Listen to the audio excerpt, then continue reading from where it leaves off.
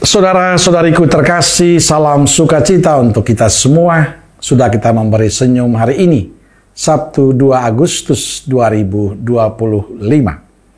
Hari biasa, pekan biasa ke-17. Kita awali permenungan kita dengan tanda kemenangan Kristus dalam nama Bapa dan Putra dan Roh Kudus. Amin. Permenungan kita diambil dari Injil Matius bab 14 ayat 1 sampai 12.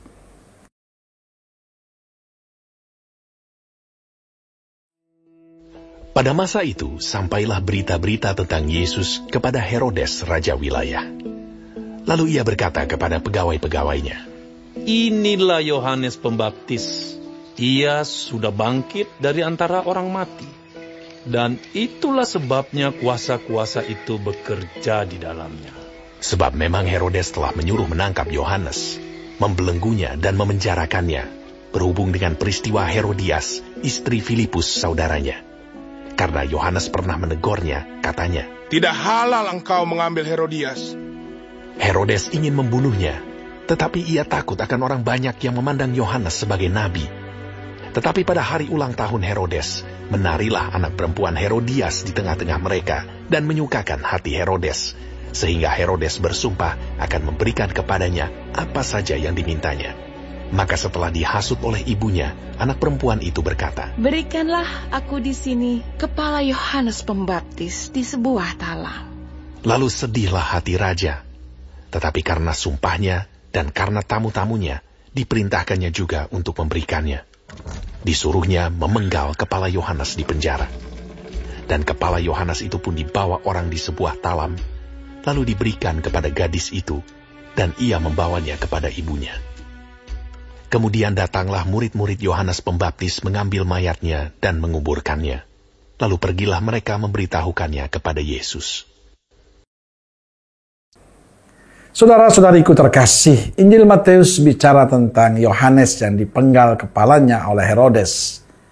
Kisah berawal dari ketika Yohanes pada Herodes yang mengambil Herodias, istri Filipus saudaranya, untuk menjadi istrinya. Karena kritik itu Yohanes selalu dipenjara. Pada hari ulang tahun Herodes, ia berjanji pada putrinya yang menari dan menyenangkan hatinya. Ia akan memberikan hadiah apa saja yang diminta. Putrinya meminta ajaran ibunya. Ibunya meminta kepala Yohanes. Dan putrinya menyampaikan kepada Herodes. Lalu meminta kepala Yohanes di atas sebuah talam. Herodes walaupun berat, tapi karena janjinya pada Yohanes pun dipenggal kepalanya. Saudara-saudariku terkasih, ada dua hal yang bisa kita renungkan hari ini. Pertama, jaga hati dan lisan kita. Yohanes dipenggal kepalanya karena Herodias. Herodias masih menyimpan kekecewaan pada Yohanes. Kekecewaan karena Yohanes menegur mereka. Dan itulah yang menjadi persoalan. Bila orang tidak menjaga hatinya dengan baik, maka yang terjadi adalah kebencian, dendam, amarah. Dan itu bahaya dalam kehidupan bersama dengan sesama yang lain. Maka jaga hati menjadi penting. Kedua, yang benar katakan benar. Salah katakan salah. Yohanes melakukan itu. Ia berani menegur Herodes yang mengambil Herodias, istri saudaranya. Filipus menjadi istrinya. Walaupun konsekuensinya begitu berat, tapi Yohanes memilih yang sulit itu. Karena ia meyakini kebenaran harus dikatakan.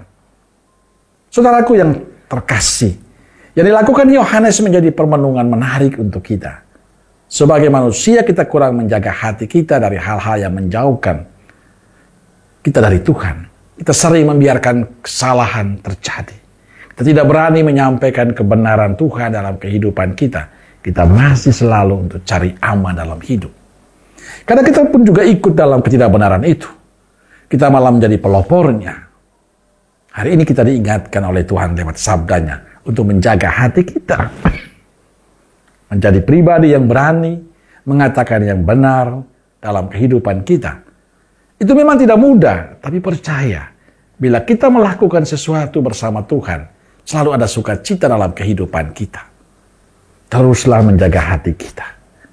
Dan teruslah berkata benar bila itu benar. Amin. Semoga Allah yang Maha Kasih memberkati saudaraku sekalian, Bapa, Putra, dan Roh Kudus. Amin. Roh Kudus Nazaret, doakanlah kami. Amin. Berkah dalam.